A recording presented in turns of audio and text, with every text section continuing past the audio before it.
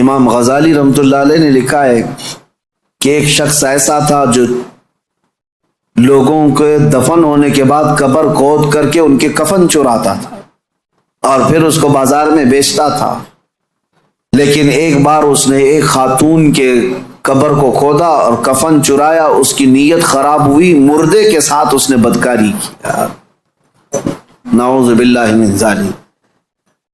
میں یہ باتیں کیوں کہہ رہا ہوں؟ یہ گناہ ضرور ہیں, بولنے میں مجھے بھی جھجک تو آ رہی ہے. دیکھیں جھریاں آ رہی ہیں جسم کے اندر, رونگٹے کھڑے ہو رہے ہیں, لیکن صرف اس لیے بتا رہا ہوں کہ ہم ایک مردے کو دیکھ کر کے سسک جاتے ہیں, سہم جاتے ہیں کہ کسی کی موت پر انسان کا جسم بے قابو رہتا ہے, غمگین رہتا ہے. لیکن اگر ان حالات میں بھی موت کے بعد یا قبرستان میں جانے کے بعد بھی کوئی انسان ایسا کر سکتا ہو کہ قبر کو کھود کر کے اس کو ننگا کر دے مردے کو اور پھر اس کے ساتھ بدکاری کرے, یہ کون سی چیز وہاں تک لائی اس کو؟ یہ خواہشات, یہ وہ نفس امارہ, نفسانی خواہشات. اسی لیے مولا علی کرم اللہ وجہہ الکریم نے فرمایا جس کی خواہشات, جس کا نفس اس کی عقل پر غالب آ گیا, زندگی بھر اس سے کوئی خیر ثابت صادر نہیں ہوگا, کوئی اچھا کام اس سے نہیں نکل پائے گا. اپنی عقل پر ان خواہشات کو غالب آنے ہرگز مت دینا.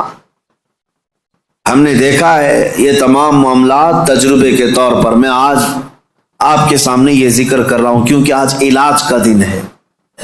آج علاج کا دن ہے. ہمارے جو زخم لگے ہوئے ہیں, ایک بار رحمان کو پکارو, وہ سب زخم بھر جائیں گے. آج کی یہ مجلس علاج کی مجلس ہے کہ تم اللہ رب العزت کو آج پکارو گے, تمہارے زخم بھر جائیں گے.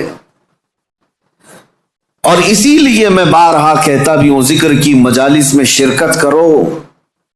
یہ اتنا تمہیں پاورفل بنا دیں گے, اتنا پاورفل کہ گناہوں سے خود بخود تمہیں نفرت پیدا ہو جائے, خواہشات پر کنٹرول تمہارا خود کا حاصل ہو جائے. ورنہ میں چیلنج کے ساتھ کہتا ہوں, جاؤ دنیا میں گھوم پھر کر کے آنا, بڑے سے بڑے ڈاکٹر کے پاس وزٹ کر کے آؤ, بڑے سے بڑے حکیم کے پاس جا کر کے آؤ, کسی بڑے سائیکسٹرسٹ کے پاس جا کر کے آؤ, نفس کے متعلق اس سے کوئی علاج لے کر کے آؤ کہ میرا کنٹرول نہیں ہے. آپ مجھے کوئی گولی دے دو, کوئی معجون دے دو, کوئی انجیکشن دے دو. ہو سکتا ہے تمہیں نیند کی گولی تو دے دے, ہو سکتا ہے تمہیں وہ مکمل ختم کرنے کی دوا تو دے دے, لیکن تمہارے کنٹرول, خواہشات کو کنٹرول کرنے کی کوئی دوا یہ نہیں دے سکتے. اس کا کنٹرولنگ پاور جس نے پیدا کیا وہی دے سکتا ہے. اسی لیے میں آپ کو بتاؤں, اب تم اپنے نفس کے کنٹرول کے لیے کس سے مدد مانگو گے؟ کس سے مدد مانگو گے؟ سنو توجہ سے. اعوذ باللہ من الشیطان الرجیم پڑھتے ہیں آپ. اعوذ باللہ من الشیطان الرجیم, جس کا مطلب کیا ہے؟ میں اللہ کی پناہ مانگتا ہوں شیطان مردود سے, کہ اللہ مجھے بچا لے. کس سے؟ شیطان مردود سے مجھے بچا لے. یا آپ کس سے پناہ مانگ رہے؟ کس کی بارگاہ میں پناہ مانگ رہے؟ اللہ کی بارگاہ میں, کہ مولا تو مجھے پناہ دے دے. اس کے متعلق حکیم احمد یار خان نعیمی رحمۃ اللہ علیہ فرماتے ہیں, اس کی مثال یوں سمجھو, جیسے کسی کے ہاں آپ ملنے کے لیے گئے, اس نے گھر کے باہر کتا پال رکھا ہو حفاظت کے لیے یا کسی کام کے لیے, دشمنوں کے لیے یا کسی بھی غرض کے لیے کتا پال رکھا ہو, اور آپ گئے گھر کے باہر کھڑے, کتا بھونکنا شروع کر دیا, دروازے میں جا ہی نہیں پا رہے. آپ اس کتے کو کنٹرول کیسے کرو گے؟ آپ اپنے دوست کے گھر اندر جا رہے ہیں لیکن کتا باہر ہے, کتا جیسی قریب جاتے ہو بھونکتا ہے. اب آپ دروازے کے اندر جانا چاہتے ہیں تو اس کتے پر کنٹرول کیسے پاؤ گے؟ رسی ڈالو گے, اسے پتھر مارو گے, جتنا مارو گے اتنا اچھل کود کرے گا. اس کا سیدھا سا طریقہ یہ ہے، جس کا کتا ہے اسے بلاؤ۔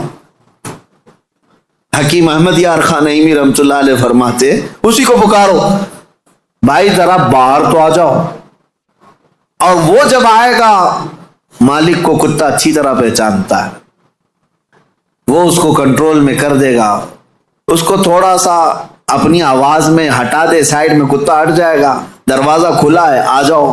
دوست اپنے دوست سے ملاقات کر لے گا، لیکن اس بیچ والے کتے کے کنٹرولنگ کے لیے کتے کے مالک کو ہی پکارنا ہوگا۔ اسی لیے حکیم احمد یار خان نعیمی رحمۃ اللہ علیہ فرماتے ہیں نفس ایک کتا ہے جو تمہیں تمہارے رب کے دروازے پر جانے سے پہلے بھونکتا ہے، دروازے میں کھڑا ہو جاتا ہے، نہیں جانا مسجد، نہیں جانا اس ذکر پر، نہیں جانا ان محافل میں۔ اس کتے پر کنٹرولنگ کیسے حاصل ہوگا؟ فرمایا گیا اسی لیے تم اس کتے کے مالک رب ذوالجلال کو ہی پکارو، پیدا تو اسی نے کیا ہے، رب تبارک و تعالیٰ نے پیدا کیا ہے، اور وہی تمہیں اس پر قبضہ بھی دے گا۔ اسی کے متعلق فرمایا گیا اللہ نے پہلے ہی قرآن پڑھنے سے پہلے حکم کیا دیا، یہ پڑھو اعوذ باللہ من الشیطان الرجیم، میں اللہ کی پناہ مانگتا ہوں شیطان مردود سے۔